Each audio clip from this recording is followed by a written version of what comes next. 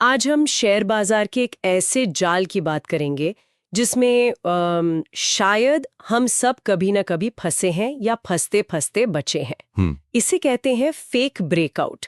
सुनने में ये एक बड़ा टेक्निकल शब्द लगता है, पर असल में ये बाजार में बिछाया गया एक मनोवैज्ञानिक फंदा है। बिल्कुल। कुछ लोग तो इसे रिटेल का फंदा भी कहते हैं, और ये इतना खतरनाक इसलिए है क्योंकि ये सीधे आपके लालच और मौके के छूट जाने के डर, मतलब फोमो, पर काम करता है। अच्छा, ये आपको दिखाता वही है जो आप देखना चाहते हैं, एक रॉकेट बनता हुआ शेयर, पर असल में वो रॉकेट उड़ने से पहले ही फुस हो जाता है। और कहते हैं कि 90% नए ट्रेडर्स इसी जाल में अपनी पूंजी गंवाते हैं। वो एक लाइन है ना, यहीं पे 90% लोग कटते हैं। हाँ, सुनी है। तो आज का हमारा मकसद इस जाल की पूरी बनावट को समझना है। ये कैसे बिछाया जाता है, इसके पीछे कौन लोग होते हैं, और सबसे जरूरी, एक समझदार ट्रेडर इस धोखे को पहचानकर इससे कैसे बच निकलता है। चलिए इस पूरे खेल को परत दर परत खोलते हैं। तो चलिए इस कहानी को शुरू से समझते हैं।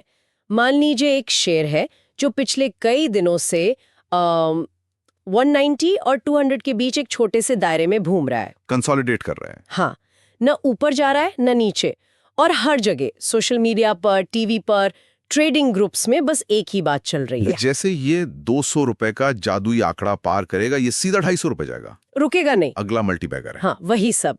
हर कोई उस एक पल का इंतजार कर रहा है।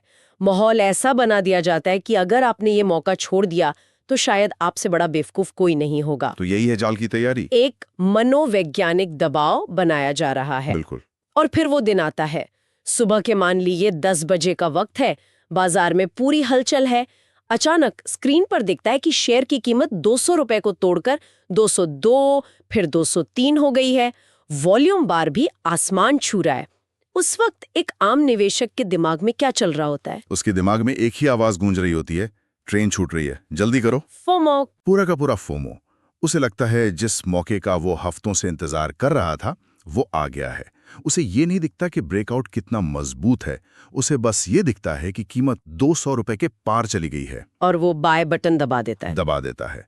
ये एक पूरी तरह से भावनात्मक फैसला होता है, लॉजिक पर नहीं, फोमो पर आधारित। और उसे लगता है कि उसने बाजी मार ली। उस स्क्रीन को देखकर मुस्कुरा रहा होता है कि उसने सही टाइम पे एंट्री ले ली। लेकिन यहीं पर कहानी में एक जबरदस्त ट्विस्ट आता है। हाँ, और ये ट्विस्ट बहुत तेजी से आता है। मुश्किल से 15-20 मिनट गुजरते हैं और जो शेयर 203 रुपए पर हीरो बन रहा था वो अचानक नीचे आने लगता है। ओह! 201, 200, 198, और देखते ही देखते वो 196 रुपए पर आकर बंद हो जाता है। जो हरी कैंडल थी वो अब एक अजीब सी लाल कैंडल बन चुकी है, जिसके ऊपर एक बहुत लंबी परछाई या बत्ती है। मतलब सारा खेल पलट गया। लेकिन एक मिनट, ये हुआ कैसे? वॉल्यूम तो बहुत ज्यादा था। हम तो यही सीखते आए हैं कि ज्यादा वॉल्यूम वाला ब्रेकआउट असली होता है। है। यहीं पर स्मार्ट मनी और रिटेल मनी का फर्क समझ आता है। वो जो बड़ा वॉल्यूम था ना, हाँ, वो असल में रिटेल निवेशकों की खरीदारी का नहीं, बल्कि स्मार्ट मनी यानी बड़े खिलाड़ियों की बिकवाली का नतीजा था। उन्हें पता था कि 200 रुपए के ऊपर हजारों लोग खरीदने के लिए तैयार बैठे हैं, तो उन्होंने क्या किया? उन्होंने अपना माल इन नए खरीदारों को ऊंची कीमत पर बेच दिया। एग्जैक्टली। उन्होंने रिटेल की भीड़ को लिक्विडिटी की तरह इस्तेमाल किया। सोचिए, अगर किसी बड़े निवेशक को 10 लाख शेयर बेचने हैं तो उसे उतने खरीदार भी तो चाहिए। सही बात है। ये फेक ब्रेकआउट उन्हीं खरीदारों को बुलाने का एक तरीका है।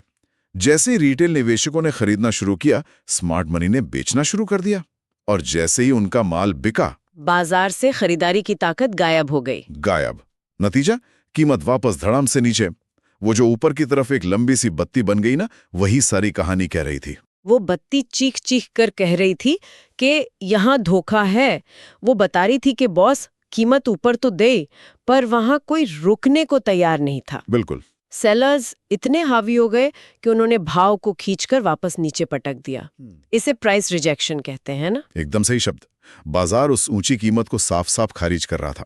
तो अगर हम पीछे मुड़कर देखें तो इस जाल के कई संकेत थे जो एक ट्रेडर देख सकता था। अच्छा। पहला और सबसे बड़ा संकेत तो यही लंबी अपर वेग या बत्ती थी। तो ये पहला रेड फ्लैग था। और दूसरा क्या था? शायद ये कि कैंडल वापस 200 रुपए के नीचे आकर बंद हुई। हाँ, ये दूसरा और निर्णायक सबूत था। अच्छा। ब्रेकआउट का मतलब होता है दरवाजा तोड़कर बाहर निकलना। लेकिन यहाँ तो कीमत दरवाजे को छूकर वापस कमरे के अंदर आ गई। जब तक कैंडल उस लेवल के ऊपर मजबूती से बंद नहीं होती तब तक ब्रेकआउट कंफर्म नहीं होता। वो बस एक कोशिश मानी जाती है जो फेल हो गई। और तीसरा संकेत शायद ये था कि उस एक कैंडल के बाद अगली कैंडल्स में कोई दम ही नहीं था, कोई फॉलोअप खरीदारी नहीं आई। बिल्कुल, अगर ब्रेकआउट असली होता तो और भी खरीदार आते, कीमत को और ऊपर ले जाते। लेकिन यहाँ तो अगली कैंडल कमजोर बनी, शायद लाल रंग की। ये साफ दिखा रहा था कि मोमेंटम खत्म हो चुका है, खरीदारों का जोश ठंडा पड़ चुका था। हाँ, ये चारों संकेत मिलकर एक ही कहानी बता रहे थे। ये एक जाल था। ये तो बहुत चालाकी से बिछाया गया जाल है। तो अगर एक तरफ वो ट्रेडर है जो 202 रुपए पर फंस गया, तो दूसरी तरफ एक स्मार्ट ट्रेडर भी होगा। वो इस पूरी सिचुएशन में क्या कर रहा था? क्या वो बस बैठकर देख रहा था? वो सिर्फ देख नहीं रहा था, वो इंतजार कर रहा था। इंतजार, धैर्य के साथ। उसे पता था कि 90% लोग फोमो में कूदेंगे। वो उस भीड़ का हिस्सा नहीं बनना चाहता था।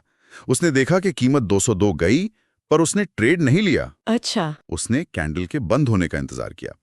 जैसे ही कैंडल 196 रुपए पर बंद हुई, उसे कंफर्म हो गया कि ये एक फेक ब्रेकआउट है। उसके लिए वो दिन खत्म हो गया, नो ट्रेड। तो उसने उस दिन कोई ट्रेड ही नहीं लिया। उसने अपनी पूंजी बचा ली। लेकिन फिर वो असली मौके को कैसे पकड़ता? यहीं पर धैर्य का असली खेल आता है। वो अगले कुछ दिन उस शेयर को देखता रहा। कुछ नहीं हुआ। शेयर वापस उसी 195-198 रुपए के दायरे में सुस्त पड़ा रहा। और सोशल मीडिया पर जो लोग उसे रॉकेट बता रहे थे, वो सब गायब हो गए होंगे। सब गायब। निराशा का माहौल था। भीड़ का ध्यान अब कहीं और चला गया। हाँ, और फिर तीसरे दिन शांति से, बिना किसी शोर शराबे के, बाजार में एक मजबूत हरी कैंडल बनी जो 203 रुपए पर बंद हुई। कोई लंबी विक नहीं, शानदार वॉल्यूम के साथ। ओके। इस बार कैंडल ने साफ साफ बताया कि खरीदार कंट्रोल में है। अच्छा, तो क्या स्मार्ट ट्रेडर ने यहाँ एंट्री ले ली 203 रुपए पर? नहीं, अभी भी नहीं। एक प्रोफेशनल ट्रेडर दोहरी पुष्टि चाहता है। अच्छा। लेवल को छुआ और वहां से ऐसे पलटी जैसे किसी गर्म तवे को छू लिया हो। मतलब जो लेवल पहले छत यानी रेजिस्टेंस का काम कर रहा था, अब वो फर्श मतलब सपोर्ट बन गया था। इसी को रीटेस्ट कहते हैं, है ना? That was the retest. वो असली सबसे सुरक्षित एंट्री पॉइंट था। जैसे ही कीमत ने 200 रुपए को छूकर वापस 201 रुपए पार किया, स्मार्ट ट्रेडर ने अपनी एंट्री ली। और उसका स्टॉप लॉस 199 रुपए के ठीक नीचे। जोखिम बहुत कम और इनाम की संभावना बहुत ज्यादा। वो भीड़ के जाने के बाद आया, पूरी पुष्टि के साथ। वाह, मतलब पूरी कहानी ही अलग है। एक ट्रेडर है जो शोर शराबे में कूदता है और फंस जाता है, और दूसरा है जो शांति का इंतजार करता है और पैसा बनाता है। ये पेशेंस इक्वल्स पैसा वाली कहावत सिर्फ कहावत नहीं, पूरी की पूरी रणनीति है। ये एक पूरा माइंडसेट है। बाजार कहीं भागा नहीं जा रहा, वो आपको हर हफ्ते नए मौके देगा। लेकिन अगर आप गलत ट्रेड में फंसकर अपनी पूंजी गंवा देंगे तो आप उन मौकों का फायदा उठाने के लिए बचेंगे ही नहीं। सही बात है। इसलिए एक नियम हमेशा याद रखना चाहिए, जब तक ब्रेकआउट वाली कैंडल उस रेजिस्टेंस लेवल के ऊपर मजबूती से क्लोज न हो जाए, तब तक उसे बस एक प्रयास समझो, ट्रेड नहीं। तो अगर हम इस पूरी चर्चा का सार निकालें तो सबसे बड़ा सबक क्या है? शायद यही कि बाजार में जो दिखता है वो अक्सर होता नहीं है। सही कहा। वो 202 रुपए का आंकड़ा एक चमकता हुआ लालच था जिसे भीड़ के सामने फेंका गया था। असली कहानी उस आंकड़े में नहीं, बल्कि उस कैंडल की बनावट में छिपी थी। उसकी विक और उसका क्लोज। हाँ, ये दोनों मिलकर आपको वो कहानी बताते हैं जो कोई टीवी एक्सपर्ट नहीं बताएगा। विक बताती है कि दिन के दौरान क्या लड़ाई हुई, और क्लोज बताता है कि उस लड़ाई में आखिर जीता कौन। और ये कि जल्दी एंट्री लेने का मतलब है नुकसान को दावत देना। इंतजार करना, पुष्टि का इंतजार करना ही समझदारी है। बिल्कुल। और इसी से जुड़ा एक बहुत ही मजेदार होमवर्क है जो कोई भी कर सकता है। बताइए। कोई भी पुराना चार्ट खोलो, उन जगहों को मार्क करो जहां कीमत एक रेंज में फंसी हुई थी, और फिर देखो कि जब भी उस रेंज से ब्रेकआउट हुआ तो वो असली था या नकली। और ये अभ्यास ट्रेड करने के लिए नहीं है, है ना? इसका मकसद कुछ और है। नहीं, ट्रेड करने के लिए बिल्कुल नहीं। इसका मकसद है अपनी आंखों को प्रशिक्षित करना। ये बिना पैसा लगाए अनुभव हासिल करने जैसा है। अच्छा। आप जितना ज्यादा चार्ट्स पर इन पैटर्न्स को देखेंगे, आपका दिमाग उतनी ही तेजी से असल बाजार में इन्हें पहचानने लगेगा। यह आपकी पैटर्न रिकॉग्निशन की क्षमता को बढ़ाता है, जो ट्रेडिंग में एक सुपर पावर की तरह है। धीरे धीरे आपको चार्ट्स को देखकर एक फील आने लगेगी कि कहाँ पर जाल बिछा हो सकता है। एग्जैक्टली। तो आज हमने फेक ब्रेकआउट के इस पूरे चक्रव्यूह को तोड़ने का तरीका समझा। हमने देखा कि कैसे कीमत में आए अचानक उछाल पर आंख बंद करके भरोसा करने के बजाय कैंडल के क्लोज होने का इंतजार करना, उसकी विक को पढ़ना और रीटेस्ट जैसे संकेतों पर ध्यान देना हमें 90% वाली भीड़ से अलग कर सकता है। और हमने ये भी सीखा कि धैर्य सिर्फ एक गुण नहीं बल्कि बाजार में टिके रहने की सबसे बड़ी रणनीति है।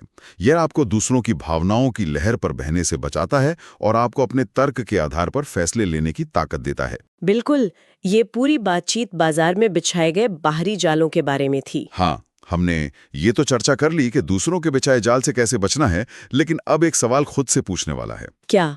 उन जालों का क्या जो हम खुद अपने लिए बिछाते हैं? हमारी अधीरता का जाल, हर ट्रेड में पैसा बनाने की जिद का जाल, या मौके से चूक जाने के डर यानी फोमो का जाल? ये तो और भी गहरा सवाल है है ना? चार्ट पर पैटर्न पहचानना फिर भी आसान है, लेकिन अपने मन के इन पैटर्न